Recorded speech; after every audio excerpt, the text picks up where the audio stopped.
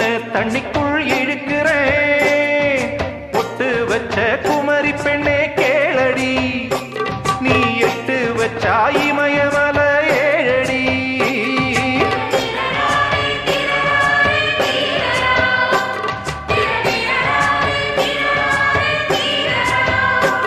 ஏய் அழற பொண்ணே கொஞ்சம் சிரிச்சு போடு, அந்த சிரிப்புக்குள்ள துன்பம் எரிச்சு போடு.